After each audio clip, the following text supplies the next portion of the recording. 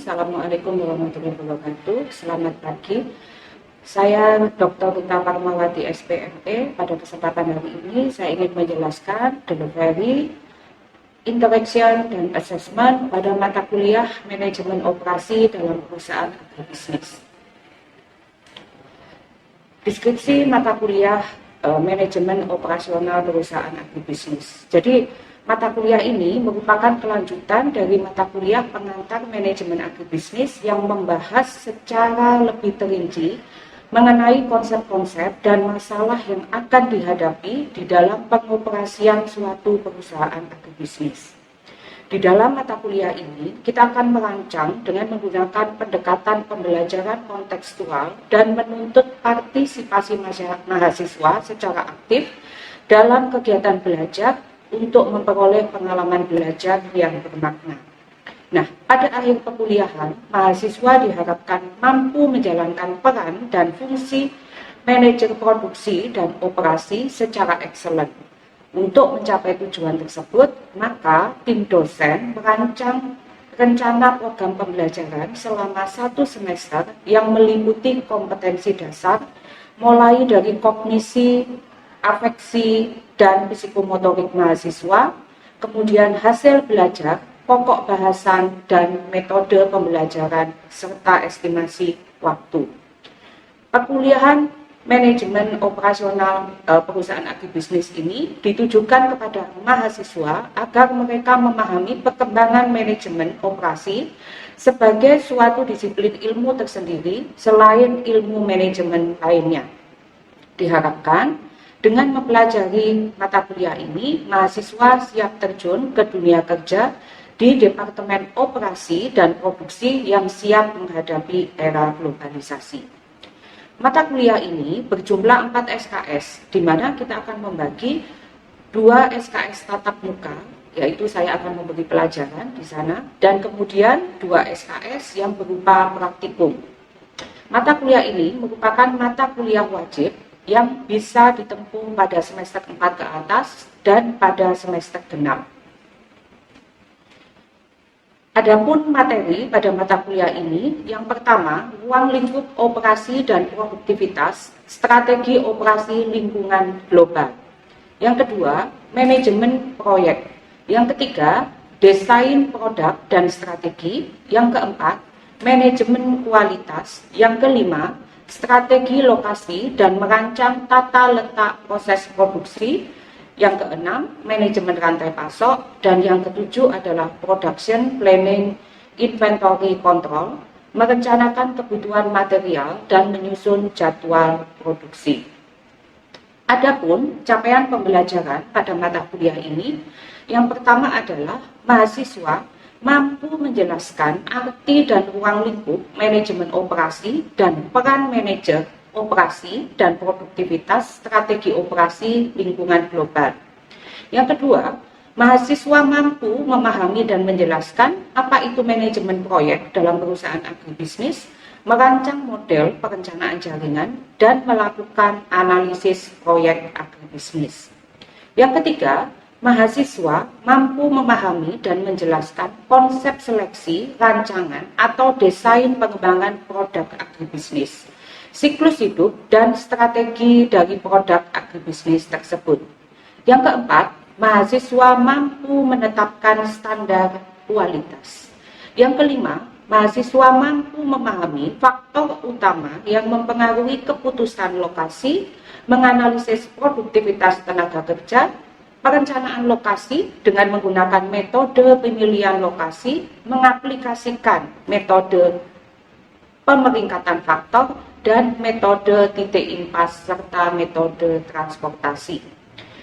Yang berikutnya, mahasiswa mampu mengendalikan manajemen persediaan atau inventory dan merencanakan kebutuhan material serta menyusun jadwal produksi. Adapun dalam penjelasan mata kuliah ini, saya akan menggunakan media pembelajaran berupa perangkat lunak dan perangkat keras. Karena kami sudah tidak menggunakan sistem online, maka kami membutuhkan pada perangkat lunak adalah menggunakan MS Office, baik itu Excel maupun Word maupun PowerPoint, kemudian menggunakan tools Quality Management for Windows dan Excel, kemudian Smart PLS atau RAG PLS. Selain itu, saya berkomunikasi juga menggunakan Google Classroom untuk share bahan ajar, pengumpulan tugas-tugas, dan juga berinteraksi lebih lanjut dengan mahasiswa. Adapun perangkat keras pada media pembelajaran ini adalah LCD, proyektor, dan laptop. Demikian penjelasan dari saya. Untuk selanjutnya, mulai ya, seperti biasa. Bismillahirrahmanirrahim. Assalamualaikum warahmatullahi wabarakatuh. Selamat sore, jangan lupa absennya terus beredar ya. Nanti dikembalikan lagi ke Ibu supaya Ibu bisa melakukan tanya jawab. Baik, materi kita pada minggu ke-7 meneruskan materi kemarin adalah sistem manajemen kualitas. Dalam hal ini kaitannya dengan pengelolaan lingkungan perusahaan. Adapun bahasan yang akan Ibu jelaskan pada materi ke-7 ini adalah apa itu pembangunan berkelanjutan, kemudian permasalahan lingkungan dalam perusahaan ya, dan ISO 14001. Ada yang bisa menjelaskan apa itu pembangunan berkelanjutan? Ya.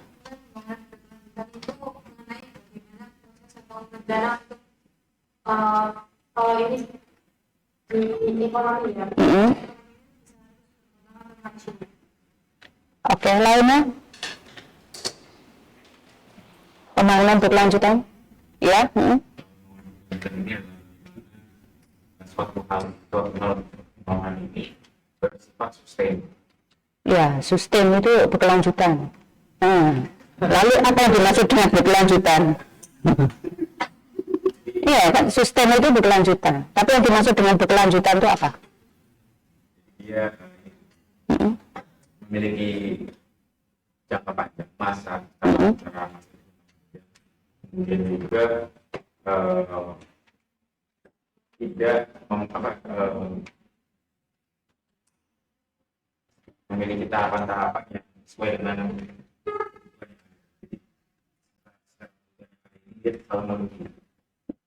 Oke, ya. Kalau menurut saya pembangunan itu suatu proses untuk meningkatkan suatu entah mutu, entah dari sudut pandang ekonomi, baik sudut pandang yang lain yang secara berkelanjutan, yang mana ini memiliki jenjang waktu, pastinya jangka panjang juga agar memiliki kebermanfaatan bagi masyarakat. Oke, kalau kita lihat ya, yang dimaksud dengan pembangunan berkelanjutan. Jadi pada intinya adalah memenuhi kebutuhan saat ini tanpa mengabaikan peluang generasi yang akan datang untuk memperoleh kebutuhannya sendiri.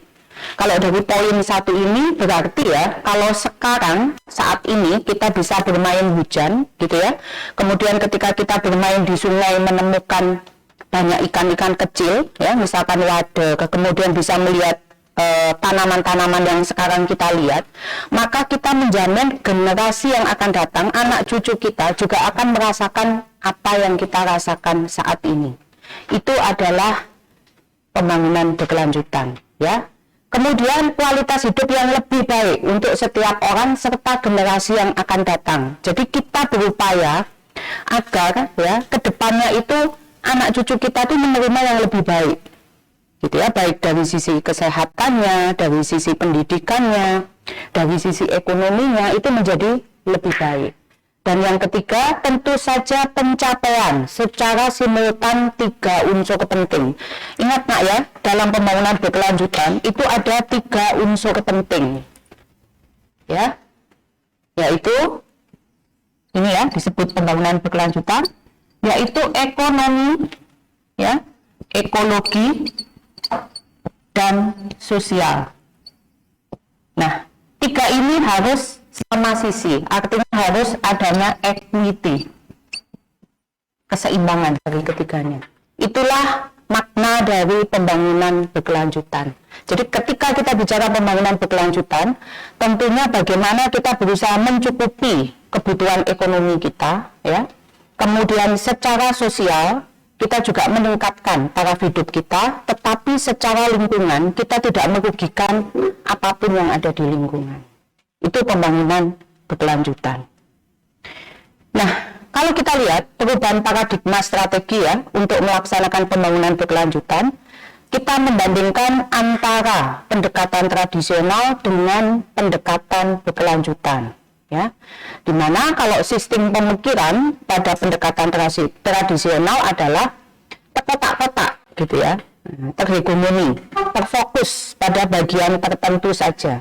Misal, ketika kita bicara ekonomi ya sudah, berarti mindset kita adalah bagaimana mendapatkan profit sebanyak-banyaknya ya, tanpa harus memikirkan lingkungannya bagaimana, apakah itu bisa meningkatkan kesejahteraan masyarakat atau tidak. Yang penting kita mendapatkan ekonomi yang setinggi-tingginya. Itu pendekatan tradisional.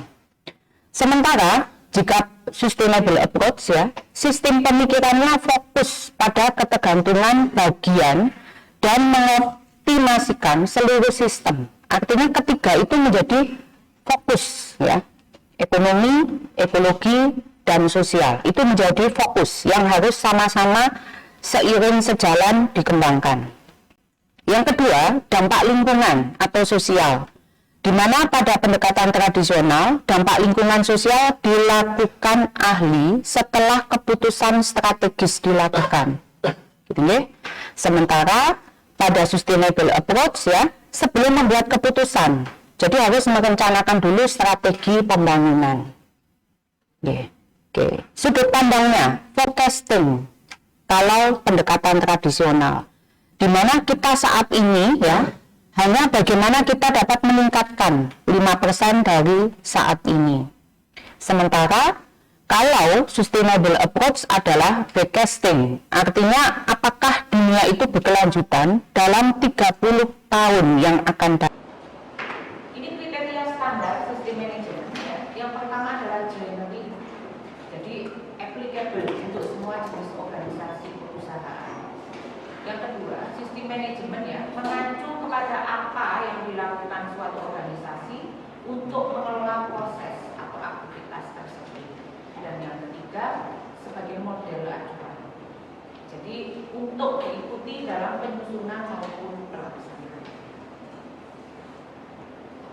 Nah, sehingga SML ya ISO 14001/2004 adalah bagian dari sistem manajemen organisasi yang digunakan untuk mengembangkan dan mengimplementasikan kebijakan lingkungan dan mengelola aspek-aspek.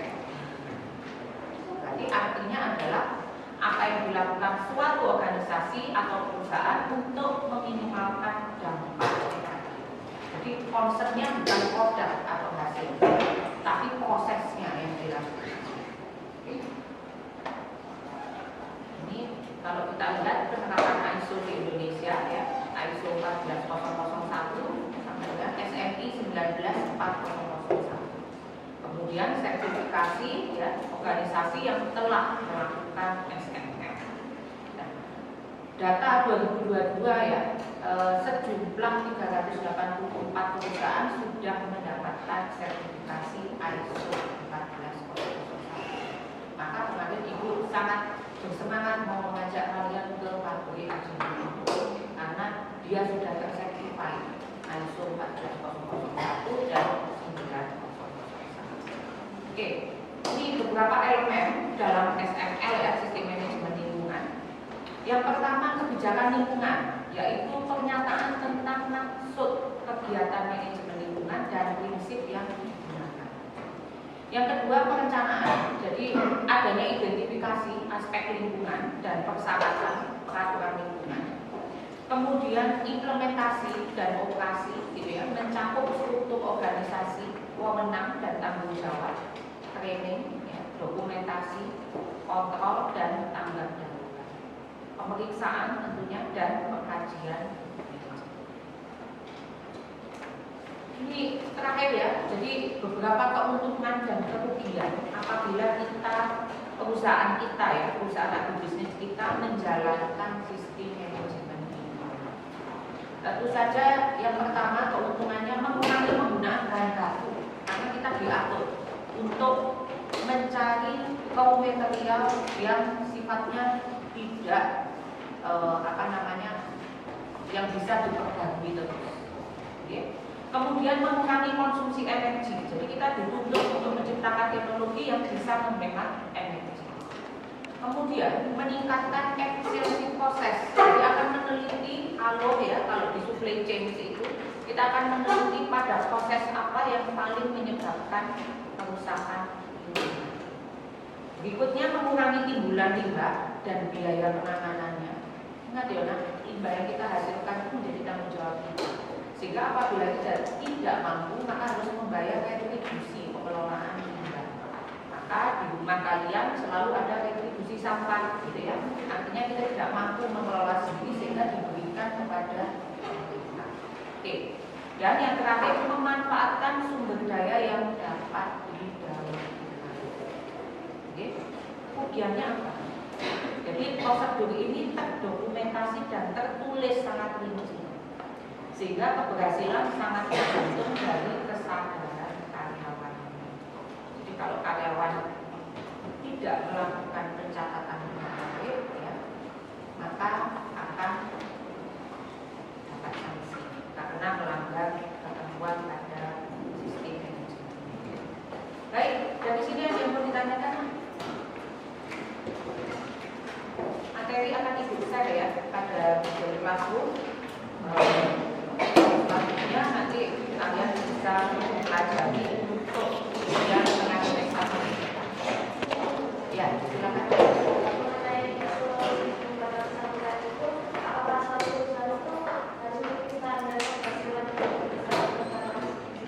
Oke. Apa tadi ISO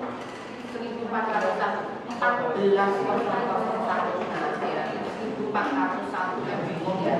Jadi kalau kita bicara ISO itu ISO 14001 gitu ya.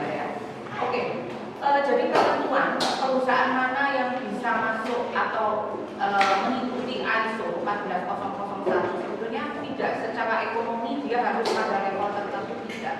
Tetapi lebih diutamakan perusahaan yang dia berorientasi ekspor. Ya. Jadi sekecil apapun, kalau dia orientasinya adalah ekspor, maka wajib mengikuti ISO. Karena standarnya jelas, sehingga perusahaan-perusahaan asing yang akan menerima produk dia itu sudah tidak khawatir akan kualitas. Lagi-lagi ya, Nak ya, ini hubungannya dengan kualitas. Sesuai dengan topik kita yaitu kualitas. Karena kualitasnya pasti sudah terjamin dan secara lingkungan dia tidak merugikan lingkungan. Itu 14001. Kalau secara kualitas berarti ISO 9001. Gitu ya. Ada lagi? Ya. Oh iya. Yang pertama kan Satu A satu B. yang pertama kan tadi ada kekurangan sumber daya alam istilahnya di sini kan ada dua renewable sama renewable. Apakah sumber daya renewable bisa ganti ke renewable kalau di bidang dari segi lingkungan?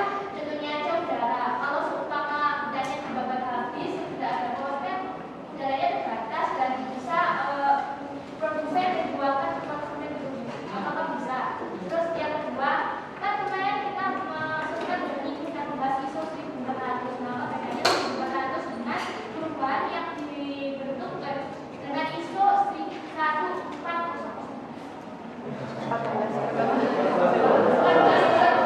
Dengan ISO karena 14001 dengan 1400. ya oke, saya jawab dulu. Jadi 14000 itu turunannya banyak. Salah satunya adalah 14001 yaitu mengenai sistem manajemen lingkungan. Nama ISO-nya adalah ISO 14000. Kemudian straight 14001 berarti tentang sistem manajemen lingkungan. 14004 tentang life cycle analysis. Misalkan seperti itu. Jadi itu terkait dengan sistem manajemen lingkungan. Semua sama dengan manajemen kualitas ISO 9000. 9001 misalkan manajemen kualitas produk, 900 berikutnya manajemen kualitas jasa, gitu ya. Kemudian yang kedua, Bu, Kalau kemudian hutan babat habis, otomatis udara ini kan akan menjadi berkurang. Apa kemudian kita bisa menjual udara? Buktinya pada saat COVID, kita tuh jual beli udara ya, oksigen, iya kan? Yang kita bongkar-bongkar itu apa kalau nggak udara? Iya kan? Sehingga sebetulnya suatu saat kita akan mengalami defisit udara, sehingga kita mau bernafas pun itu harus membeli. Kalau kita gaya hidup kita seperti ini, gitu ya, artinya kita tidak memperhatikan lingkungan. Ibu ini juga orang ekonomi, gitu ya, tapi kemudian S3-nya lingkungan, sehingga paradigma itu berubah. Kalau orang ekonomi, paradigmanya adalah short term. Saya mengeluarkan uang 1 juta sekarang dalam 1 minggu harus untung, profit oriented, gitu ya, harus jadi 1,5 juta dalam jangka waktu yang tertentu yang bisa saya tentukan. Ya, short term jangka pendek. Saya nggak mau kalau nggak jelas uangnya tuh saya punya 1 juta nggak jelas baliknya kapan misalkan ya. Itu orang ekonomi, tapi orang lingkungan paradigma berpikirnya adalah long term. Saya menanam pohon sekarang belum tentu loh saya bisa menikmati pohon itu. Ya, mungkin kita sudah mati, anak cucu kita yang menikmati, gitu ya. Apa yang kita rusak sekarang, kita tidak akan merasakan itu. Tapi kemungkinan anak cucu kita nanti sudah tidak menemukan lagi air bersih, tidak bisa bernapas dengan bebas. Dia harus membeli oksigen murni yang selama masa COVID kemarin sudah diperjualbelikan. Nah itu loh. Jadi pikirannya sudah berbeda. Oleh karenanya kemudian adanya teori ekonomi ekologi equity. Jadi pada satu titik orang ekonomi berpikir bahwa tidak bisa ngapa-ngapain kalau lingkungannya rusak. Apalagi yang mau diolah. Ketika orang ekonomi menemukan ada tambang emas, dia akan berusaha mengambil emas itu, mengeksploitasi emas itu besar-besaran untuk profitnya dia. Tapi kerusakan lingkungannya luar biasa dan mengembalikannya untuk bertahun-tahun. Sehingga kemudian justru kita sendiri akan mengalami kerusakan. Ya, itu dia. Ya. Oleh karenanya daerah tambang itu selalu banjir, erosi, gitu ya. Itu karena kerusakan lingkungannya akibat mengambil eksploitasi yang tidak bijak. Ya. Beda ya, eksplorasi dan eksploitasi, dua hal yang berbeda. Kalau eksplorasi itu saya mengelola tanah tapi masih dalam rangka penelitian. Contoh, ayo, kamu coba eksplor diri kamu. Artinya, oh iya, saya pandai berbahasa Inggris, maka coba kamu eksplor diri kamu. Dalam setiap event kamu berbahasa Inggris, terus akhirnya tereksplor bakat kalian, gitu ya. Tapi kalau eksploitasi, begitu orang lain tahu bakatnya bahwa oh pandai berbahasa Inggris, aku dong terjemahkan besok jadi, misalkan ya. Kemudian besoknya lagi kamu tulis dong bahasa Inggris besok jadi, itu eksploitasi karena sudah di luar kemampuan kita. Itu eksploitasi. Maka yang dibatasi oleh negara kegiatan eksploitasi itu harus ada dokumen lingkungannya, yaitu anggaran.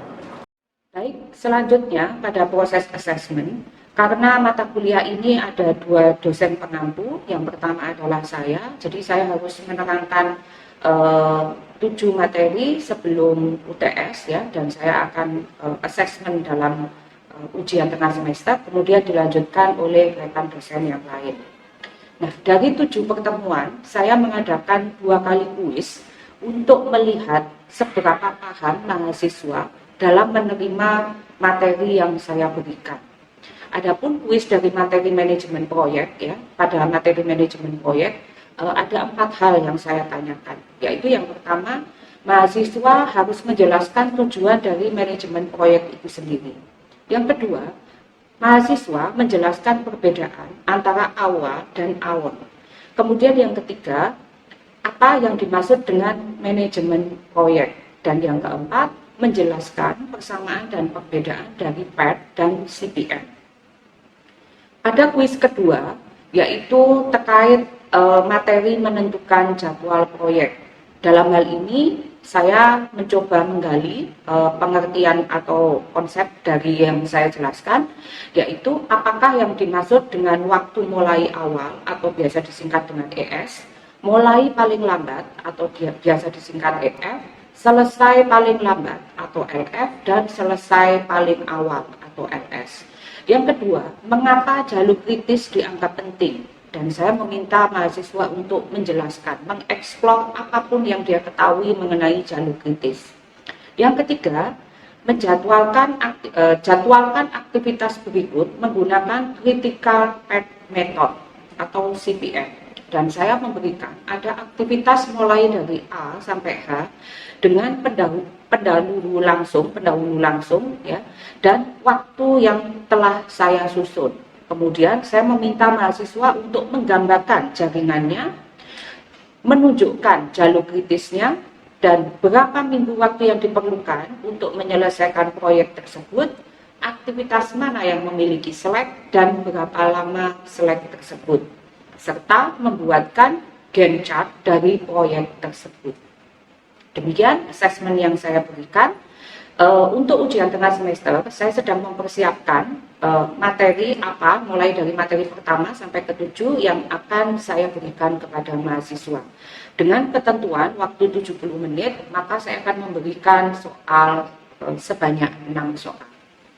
Demikian penjelasan materi dari saya pada mata kuliah Manajemen Operasi Perusahaan Agribisnis yang menyangkut 3 aspek, yaitu delivery, interaction, dan assessment. Saya Rita Parmawati mengucapkan terima kasih dan selamat siang.